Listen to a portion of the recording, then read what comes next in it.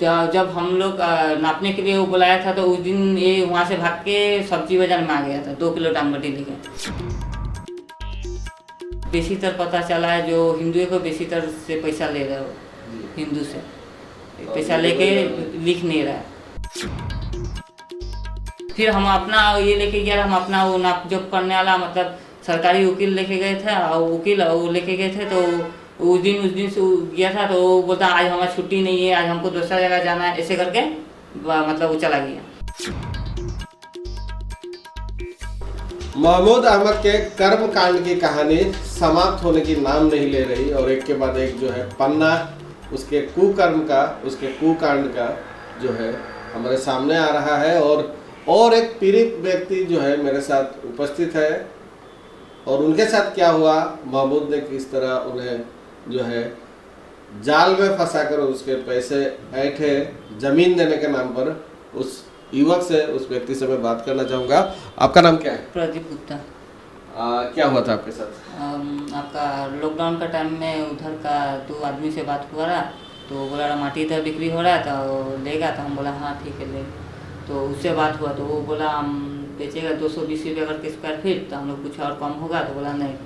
तब जाके आपका वो बोला बात उठ हुआ उससे, तो पूछा कितना रहेगा, तो हम लोग बोला 3600 स्क्वायर फीट।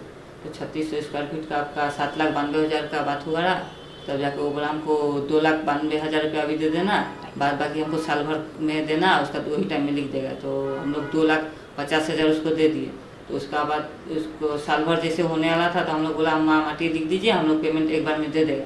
तो बोला ठीक है करेगा करके 1 साल पार हो गया, मतलब 1.5 साल पार हो गया। उसका फिर जाकर हम लोग फिर दूसरा कागज़ बनाया, उसमें भी मतलब इसे कर करके आपका फिर तीसरा कागज़ बना, इसे कर करके आपका अभी तक नहीं किया। और फ़ोन करने से वो फिर वो अपना वकील लेके अपना फिर जाए वो माटी नापने वाला को लेके जाने से वो बोलता है आज हमारा छुट्टी नहीं है, तो कभी बोलता है कुछ है, तो कभी 2 किलो टांगबटी लेके भाग के आ गया था, बोलता आज नहीं सकेगा हम करने। फिर जाके आपका वो बोलता हम अपना ये से कराएगा नापने जो अपने वाला से, तो वो अपना बोलता है वो उसका कोई मरीज आज यहाँ नहीं है, कल वहाँ है, ऐसे करता। कभी बोलता हम डिब्रूगढ़ है, ऐसे कर करके अभी तक नहीं दिया। टोटल कितना पैसा दिया आपने? हम लोग 3,62,500। बीच में आपसे लेते रहा? हाँ बीच में था। क्या बहाना बना के लेते? वही आज ये काम है, कल वो काम है, ऐसे कर कर हमसे दिए। अभी आप निकल कर आए हैं और देख रहे हैं कि एक के बाद एक जो है लोगों को विशेष तौर पर इसने जो है ठगने का प्रयास किया है ज़मीन दिखाने के नाम पर। सफाई भी दे रहा था कि ऐसा मैं काम नहीं करता और मैं किसी को नहीं ठगता। तो जो ये व्यक्ति है इसको लेकर आप क्या कहेंगे? वो सब झूठ बोला है, वो सब उसका झूठ बात है। हमारे पास सब कागज उगज है, हम तो केस भी करके रखे हैं उनके ऊपर। और अब वो बोल रहा है जो हम सबको दे दिया तो मेरा हिस्से का माटी कहाँ गया, मेरा पैसा का क्या हो गया? जी। तो फ़ोन करने से क्या होता है? फ़ोन तो हम लोग नहीं करता, हम लोग केस जब से किया उसका से हम लोग फ़ोन नहीं करता है। और हम लोग का 3 डेट गिरा है, तीनों डेट में वो वहाँ नहीं पहुँचा कोर्ट में। इस तरह के लोगों को लेकर पुलिस को किस तरह का व्यवस्था लेने की आवश्यकता है, प्रशासन को किस तरह का व्यवस्था लेने की आवश्यकता है? काफ़ी लोगों को ठग रहा है ये व्यक्ति और ये समाज के लिए काफ़ी एक गलत संदेश जा रहा है। समाज के लोग फंस रहे हैं इस व्यक्ति के चंगुल में ज़मीन लेने के नाम पर। तो क्या कहेंगे? कड़ी से कड़ी कार्रवाई करना चाहिए इस आदमी के ऊपर में। 1 नंबर का झूठ बोलने वाला आदमी है। हम इसका वाइफ से, इसका दीदी से भी बात हम लोग का हुआ है। उसका घर में जाकर हम लोग बात करके आए हैं, जो उसका दीदी और उसका वाइफ बोल रहा है दे देने के लिए, एक गायब हो जाता है। हम लोग जब जाते हैं एक गायब रहता है।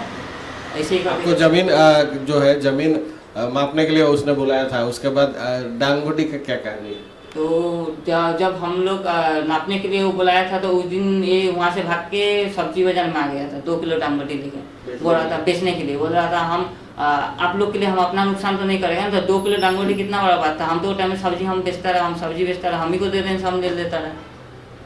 2 केजी टांगबटी लेके बेचने के बहाने से वहाँ से मतलब काम नहीं करने के बहाने से वो भाग के आ गया वहाँ से। फिर हम अपना ये लेके गया, हम अपना वो नाप जोप करने वाला मतलब सरकारी वकील लेके गए थे और वकील वो लेके गए थे। तो उस दिन से गया था तो वो बोलता आज हमारी छुट्टी नहीं है, आज हमको दूसरा जगह जाना है, ऐसे करके मतलब वो चला गया। एक चीज़ जो देखा जा रहा है अभी तक जो लोग पीड़ित जो लोग हैं, कुछ लोगों ने यह भी आरोप लगाया कि लैंड जिहाद कर रहा है और विशेष तौर पर जो हिंदू संप्रदाय के लोगों को ही अपने जाल में फंसाता है और इस तरह ज़मीन के नाम पर जो है पैसे ऐड कर उन लोगों के साथ धोखाधड़ी कर रहा है। तो इस पर आप कितना सहमत हैं? वो तो हमको भी बेसीतर पता चला है, जो हिंदुओं को बेसीतर से पैसा ले रहे हो, हिंदू से पैसा लेके लिख नहीं रहा है, उन्हीं को जाल में फंसा। हाँ, हिंदू को फंसा रहा है। और हमको भी 3 जगह माटी देखा है, एक जगह नहीं, तीनों जगह देखा कि तीनों जगह में कहीं नहीं दिया जी माटी, इसलिए हम लोग केस करके रखे। आपका नाम? प्रदीप गुप्ता। महमूद अहमद का जो कर्मकांड है, किस तरह का कर्मकांड है, किस तरह लोगों को जो है फंसाता है अपने चंगुल में, और विशेष तौर पर जो है एक बार फिर से कहना चाहेंगे, चूँकि लैंड जिहाद का बात कहा जा रहा है, हिंदू संप्रदाय के लोगों को ही विशेष तौर पर यह जो है अपना शिकार बनाता है। हिंदू संप्रदाय के लोगों को ही जमीन दिखाकर जो है उनके पैसे ऐंठने का प्रयास करता है, यह आरोप है। बाद बाकी अलग संप्रदाय के लोगों को जमीन दे देता है। जी, हमारे पास कागज भी है, उसका फोटो वगैरह सब कुछ है, अकाउंट में पेमेंट कर रहे हैं, इनका अकाउंट का नंबर है जी। तो एक बार 2500 डाले थे ऑनलाइन अकाउंट में उनका जी, फिर जाके 2000 दिए थे, फिर और एक बार 2000 दिया हुआ है। बाद बाकी कैश पैसा दिया था? हाँ, बाद बाकी केस दिया हुआ है। एग्रीमेंट है सारा? हाँ, सारा एग्रीमेंट है। ये उनका आधार, ये पैन कार्ड है, वोटर आईडी, ये उनका फोटो है,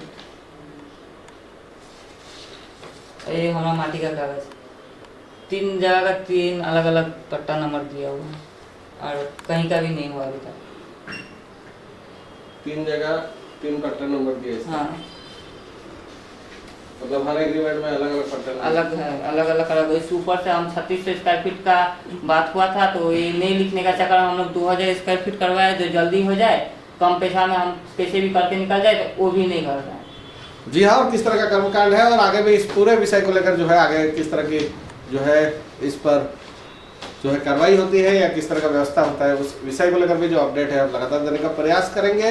और एक चीज़ देखा जा रहा है कि ब्रेकिंग फास्ट पर समाचार चलने के बाद जो है लगातार जो पीड़ित लोग हैं निकल कर आ रहे हैं। आप लोगों से भी आह्वान रहेगा कि अगर आपके साथ भी इस तरह का धोखाधड़ी हुआ है तो ज़रूर आकर अपना आवाज़ हमारे चैनल पे उठा सकते हैं, यह हमारा आह्वान रहेगा। और जो भी अपडेट रहता है लगातार देने का प्रयास करेंगे।